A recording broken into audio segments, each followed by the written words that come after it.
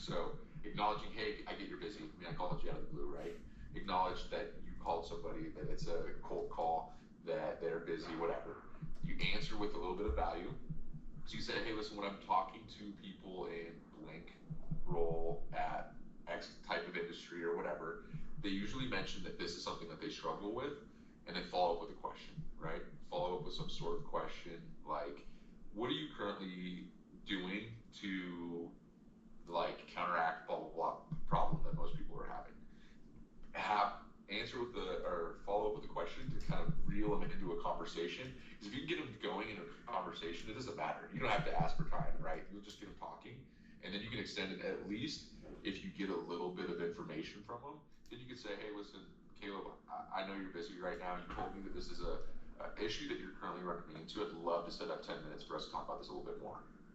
But if you get like at least one little nugget from them, then in the future you can like call back and say, "Hey, listen, Caleb, when we talked last, you told me this, and I want to make sure that we at least talk about that." Or in your emails, throw it in like, "Hey, Caleb, you said that this was an issue that you were struggling with. Want to make sure that we talk about that, blah blah blah."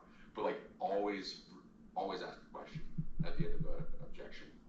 I like that. Yeah. Open-ended question too. Not if you don't want to ask a closed-ended question, because if they just say no, it's easy to hang up and move on. But if you ask an open-ended question, gets the wheel spinning a little bit. True.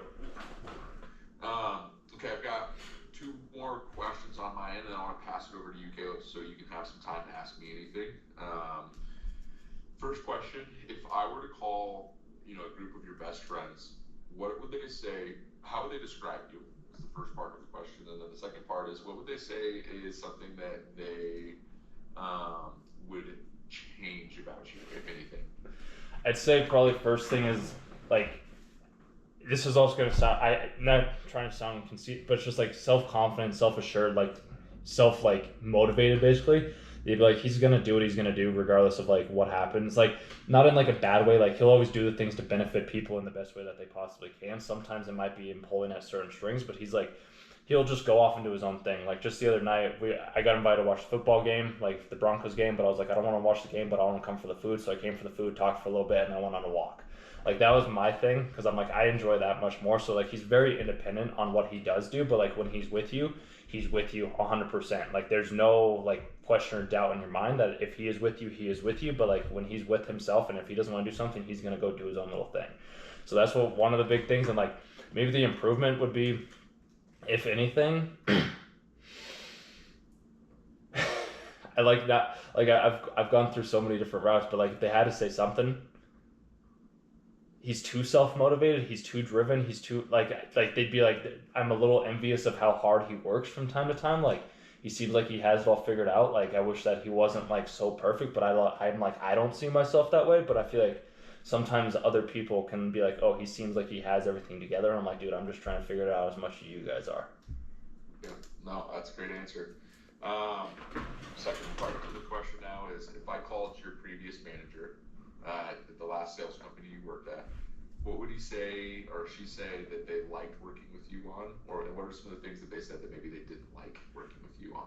First thing that they would say that they did like working with me on is that they would always tell me that we need a team full of Caleb's at the company because like we just like he goes out, he does the things that he needs to do, like he conquers it.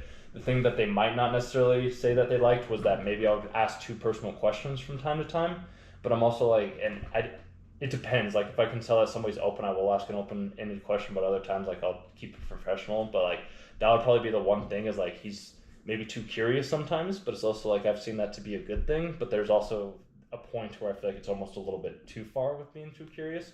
So I'd say that those are probably the two things that he would say. Like he's very good. He enjoyed working with me. He'd always tell that the team that we need hundreds of me. And there's other times where it's like he's asking too many questions sometimes, and it's just like he's trying to find too many answers to questions that don't need answers to, or something like that. Fair enough. All right, one last quick thing.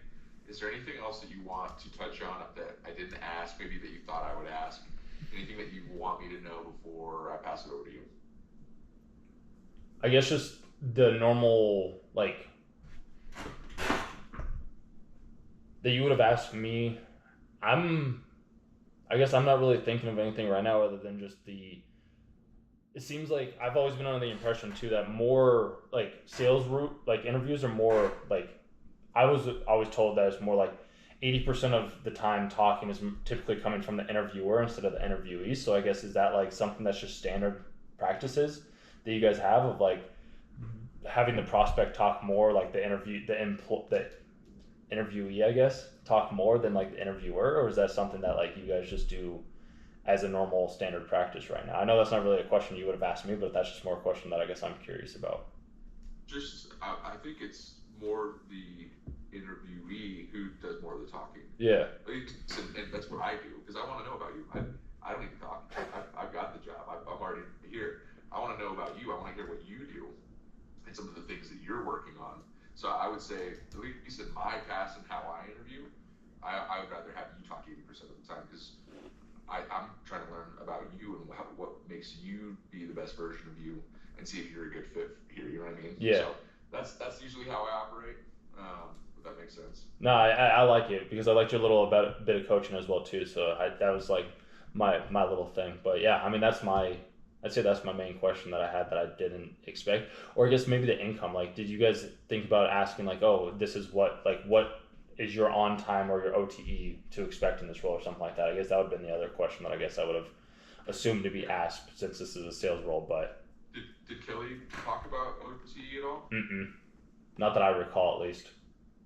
If she did, I might have missed it, but I would leave that to her because I'm not 100% sure what's on the offer. Okay. Again, I'm also very new. I'm like a month into this job. I know that I'm pretty sure close to like 75, but like if you overachieve, it's definitely I'm pretty sure uncapped based off of like off of activity metrics as well as your overall attainment. But you'd have to ask Kelly what the exact OTE is.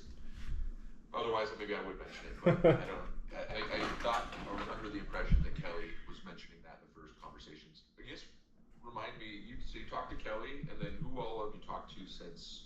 That was it. Basically, was just her and then yourself. And I kind of messed up on the first one because I had my time zones mixed up. So I thought that the interview was later than it actually was. So I was kind of like thrown back. So I was kind of like having to jump in as like, but yeah, Kelly was the only one that I've talked with than yourself, basically. So. Okay, sounds good. Well, I want to pass it over to you, Caleb. Is there anything that you would like to know about as far as myself, about the company, the team? I'm an open book. I will ask away. Yeah, so I guess first one is I saw that employee was a remote first company, but then it says that it's required to be in the office 3 days of the week. So I was just curious about, I guess, that for one. Yeah, the BDR team, we just opened in Denver. It's called the Center of Excellence is what they're calling it, but it's primarily just for Denver folks, and they're trying to hire more folks in Denver to have that little bit of a hub. So people who are traveling usually come in here to like do like team get-togethers and things like that. So BDR team is currently, or the most recent hires, we have 7 folks currently who are based in Denver who are going in 3 times a week, including myself. Gotcha. And then you said you were new in this role as well too. What made you want to join Employ? Yeah, I mentioned earlier at the beginning of the conversation, I had became a senior leader at my last company, and I was doing a lot of the like process-driven. I was a part of a lot of the process-driven conversations, and I found that to be very exciting to be, part of like, okay, how do we like include 6 Sense into our process that we do every day for prospecting? Like, what does that look like? What kind of things do we need to put in front of our reps? What kind of enablement do we need to have? How do we loop in our cross-functional partners? Those types of conversations were fun to me. And I was like, how do I take what I've learned at this last company and go and build it somewhere else? I felt like I did it really successfully at my last company and turned around a team that wasn't performing as well and became a top performing leader at my last company. So I was like, let's do this somewhere else, right? Help build a whole organization and move from being a leader to a director, where now I'm having more pipeline conversations with like our CRO and our CEO. So that was something that was exciting to me, and that's initially what moved me, as well as the money. Like you can't lie.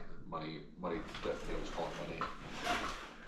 mean, that's why we get into sales in the first place, right? Like, Yeah. I always thought it was a taboo topic talking about money, but it's just like, us as salespeople, we can earn more than doctors and physicians if we're good at it. So I'm like, Yeah. yeah. This is true. So then, since you like the building up of the companies and things like that, this was just the first company where like this is where I can get the role and that I want to be able to get in to have these necessary skill set basically, and that's why you chose to employ over a different company then? Yeah, it just seemed I appreciate the leadership as well. When I first came here, the person that I was interviewing, his name is Mike. He's our SVP of our enterprise and mid market sales. He's who interviewed me, and I just thought he was a really good leader. You want to always find somebody that you trust as a leader. At the end of the day, like that's who you're going to be learning from, and that's who you will be working directly under. And you want to make sure that you trust and respect and think that person's going to guide you in the right direction.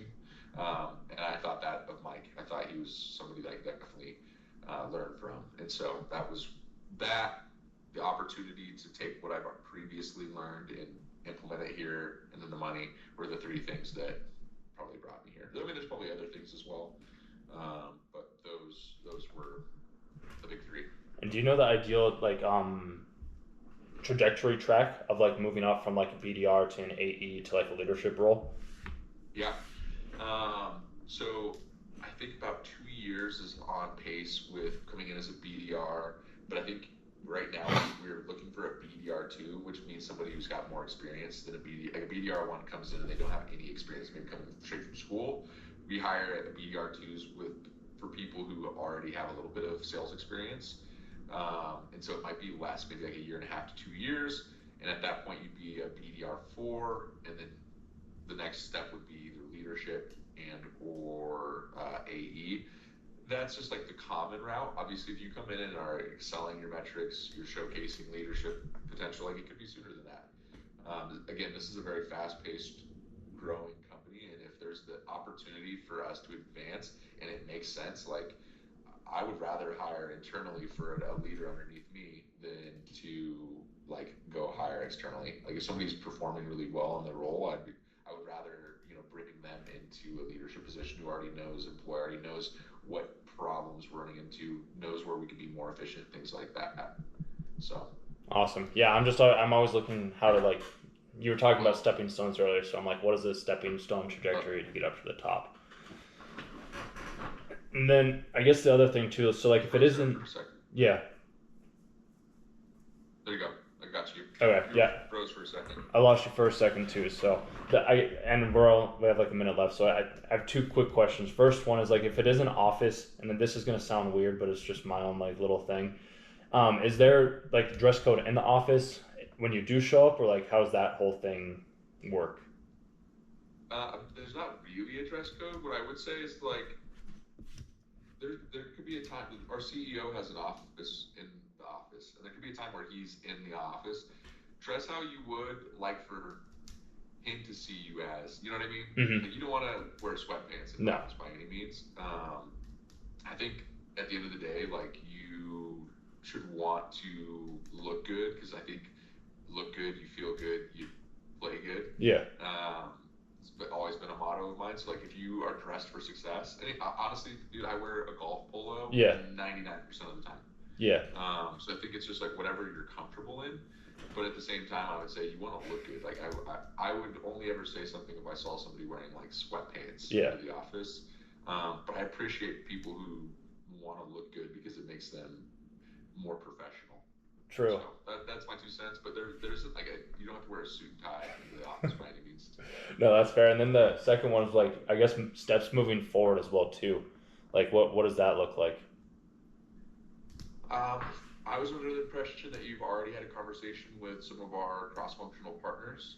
If you haven't yet, then that would be the next steps. I'm not sure who we have in place. I believe it's one of the BDRs, an AE, and then maybe somebody from marketing, and like another conversation.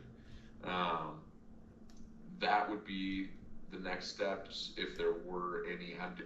I've got like 6 more interviews this week. I'll probably narrow it down to like 3 folks. And then, but you should know by end of day Wednesday what the next steps would be.